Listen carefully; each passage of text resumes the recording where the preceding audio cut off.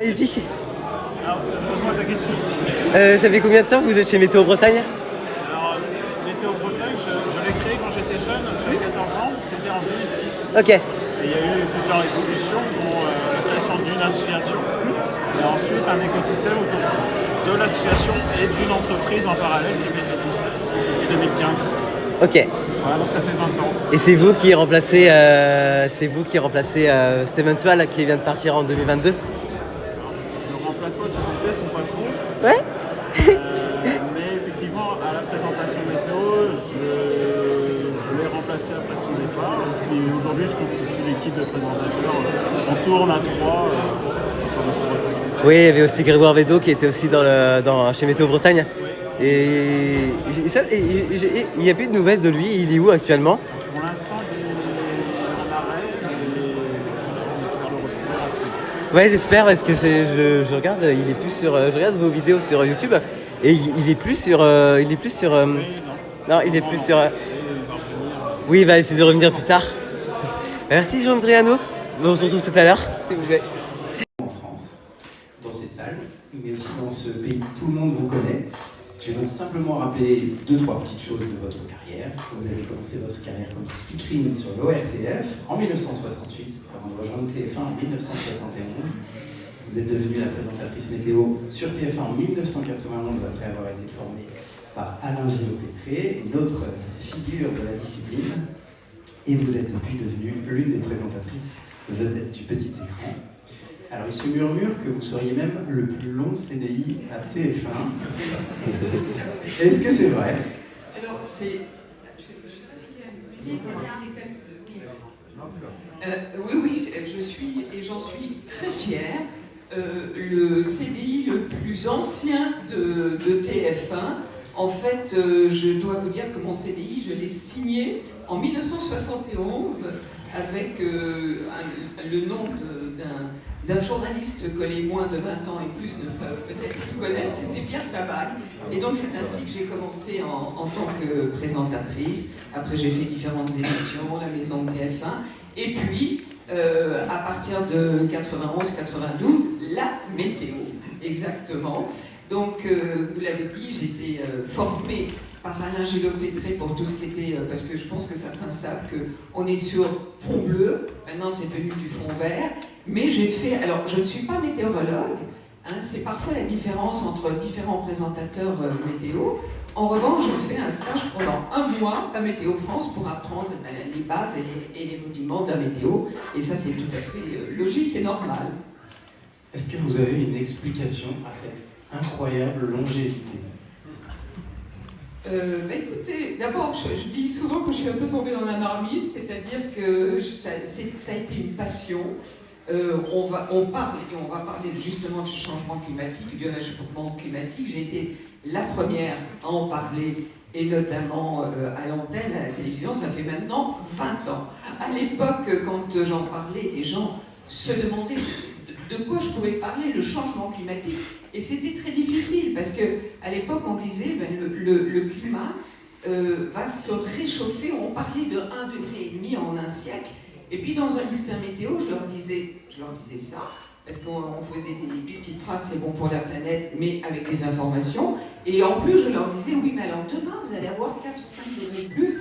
Donc, il y avait un problème de notion, on ne comprenait pas, on ne savait pas ce que c'était. Et c'est surtout parce qu'on n'était pas au pied du mur. Maintenant, on voit, Dieu sait si on voit toutes ces catastrophes dues au changement climatique. Et maintenant, ce qui était peut-être...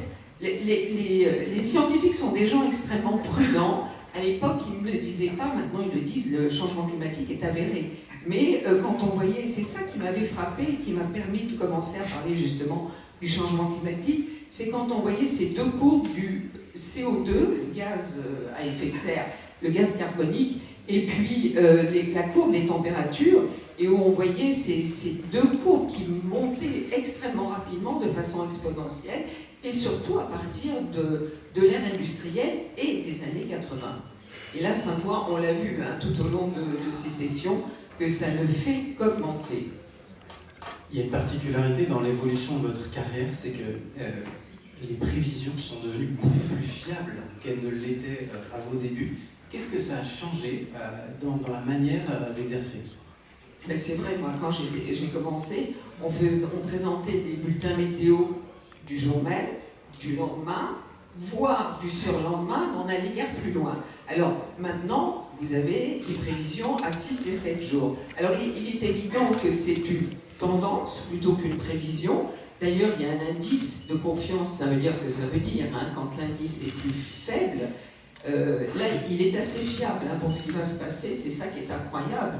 Parce que même la semaine dernière, on ne se rapproche pas toujours quand on fait un zoom du 6e jour, parce que l'indice de confiance est de 2 ou de 3. Là, il est de 4. Donc, ce que l'on vit est exceptionnel en ce moment. Malheureusement, c'est sans doute ce qui va se passer. Alors, simplement, l'évolution des météos, ça a été non seulement de la part de Météo France, parce qu'on est client Météo France et on a toujours travaillé avec Météo France. Moi, j'ai vu l'évolution donc de ces prévisions parce que elles étaient de plus en plus fiables, donc on allait de plus en plus loin.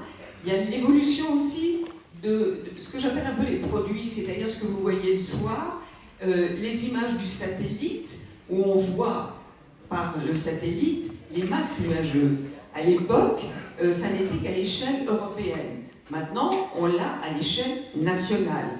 Donc, on peut même zoomer pour voir ce qui se passait. Donc ça, ce sont des évolutions aussi un peu techniques.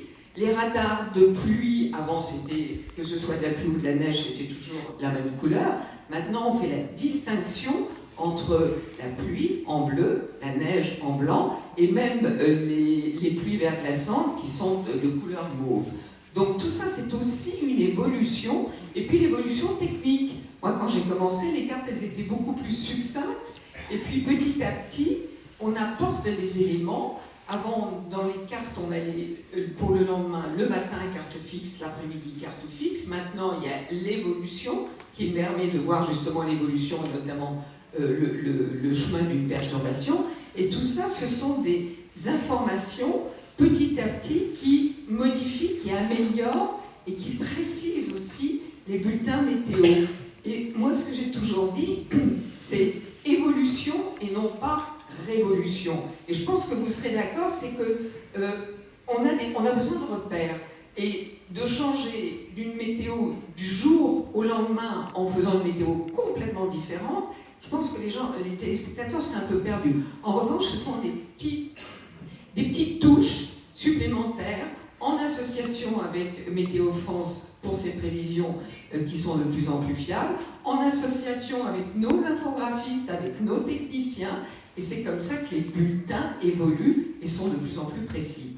Est-ce que cette fiabilité, est-ce que cette préoccupation du public pour la météo, vous avez l'impression que vous êtes davantage prise au sérieux maintenant?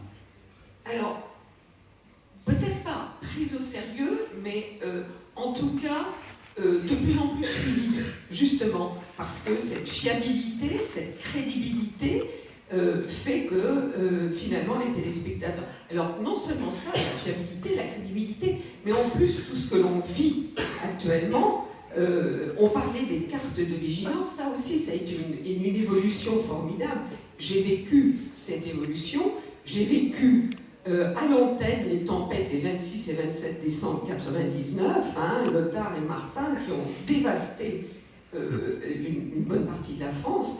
Et à Météo France, il y a eu ce réflexe de se dire on n'a pas la culture de risque, du moins en métropole, parce que dans les dom-toms, il y avait cette culture de risque évidemment avec les cyclones. Et donc, que faire?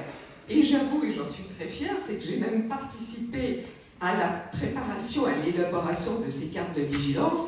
À Toulouse, il y a eu justement des réunions avec les ingénieurs, les prévisionnistes de Météo France, avec les services publics, et puis les médias dont j'ai fait partie, pour dire mais comment peut-on traduire justement cette information à l'antenne de façon la plus claire possible.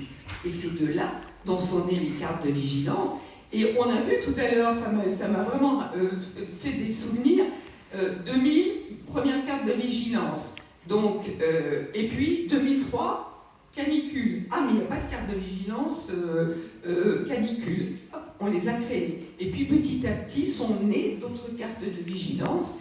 Et je pense que c'est très important. Moi, j'en discute parfois, même quand je suis en province avec des téléspectateurs, et ils me disent ah, mais on était au courant, il y avait la vigilance. Donc je pense qu'il y a beaucoup plus de prudence.